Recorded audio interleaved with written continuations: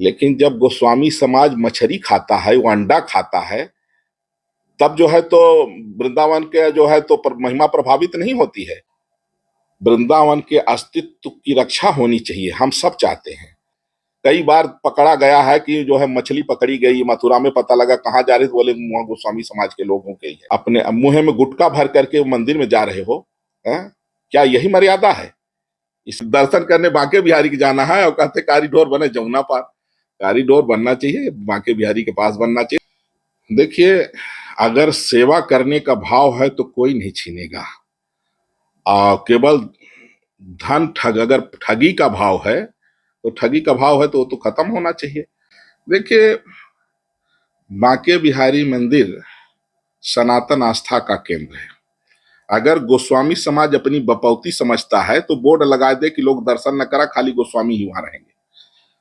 और अगर भगवान सबके हैं तो लोगों को आने जाने के लिए सुविधा होनी चाहिए, कॉरिडोर बनना चाहिए। और उत्तर प्रदेश के यशस्वी मुख्यमंत्री योगी श्री आदित्यनाथ जी मुख्यमंत्री के साथ साथ वो संत भी हैं, एक बड़े गोरक्षपीठ के पीठाधीश्वर हैं, तो वो कभी ऐसा गलत काम नहीं करेंगे। ये जरूर है कि ठाकुर जी को के पास भी जो चढ़ावे में 400 करोड़ धन है, उस धन का उपयोग कॉरिडोर बनाने में नहीं, बल्कि लोगों को जो आने जाने वाले लोग हैं उनके लिए एक रसोई चालू कर दी जाए कि कोई भी व्यक्ति बांके बिहारी का दर्शन करने आए तो उसको प्रसाद और ले जाने के लिए कुछ सूखा प्रसाद और भोजन प्रसाद बांके बिहारी का मिलना चाहिए, क्योंकि वो पैसा है, उस पैसे से जो है उसका सदुपयोग होना चाहिए भक्तों के लिए। और कॉरिडोर के लिए सरकार अपना पैसा खर्चा करे, ये मेरा जो है तो मुख्यमंत्री जी से मांग है। और यहाँ के गोस्वामी समाज को भी मेरा जो है निवेदन है कि आप ऐसा काम न करें, नहीं तो लोगों की आस्था प्रभावित होगी। अगर आप चाहेंगे कि लोगों को आने जाने में दिक्कत हो, शौचालय की व्यवस्था नहीं है, अब भाई लोग आ रहे हैं, पब्लिक आ रहे बढ़ रहे, तो उसको आने जाने का मार्ग होना चाहिए, शौचालय इत्यादि की व्यवस्था होनी चाहिए, विश्राम करने की बैठने की कोई जगह होनी चाहिए। तो केवल जो है गोस्वामी समाज ऐसे जो उग्रतापूर्ण या कोर्ट में जा रहे हैं, मैं समझता हूं कि इससे अच्छा होगा कि माननीय मुख्यमंत्री जी से टाइम लेकर उनके पास जा करके और बैठ के चर्चा कर लें आपस में। अगर ये समाधान का रास्ता निकालना चाहेंगे तो मुख्यमंत्री जी से उदार और अच्छा उनको और कोई नहीं मिलेगा। और माननीय मुख्यमंत्री जी से भी हम लोग निवेदन करेंगे कि वो प्रयास करें कि गोस्वामी समाज खुश रहे।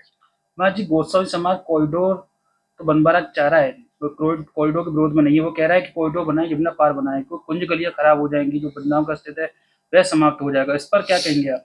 देखिए, वृंदावन का अस्तित्व तो है, ठीक है, वृंदावन के अस्तित्व की रक्षा होनी चाहिए, हम सब चाहते हैं।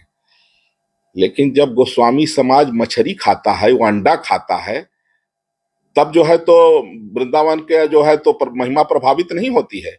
कई बार पकड़ा गया है कि जो है मछली पकड़ी गई, मथुरा में पता लगा कहाँ जा रहे थे, बोले वहां गोस्वामी समाज के लोगों के ही है। इसलिए अपने मुंह में गुटखा भर करके मंदिर में जा रहे हो, हैं? क्या यही मर्यादा है?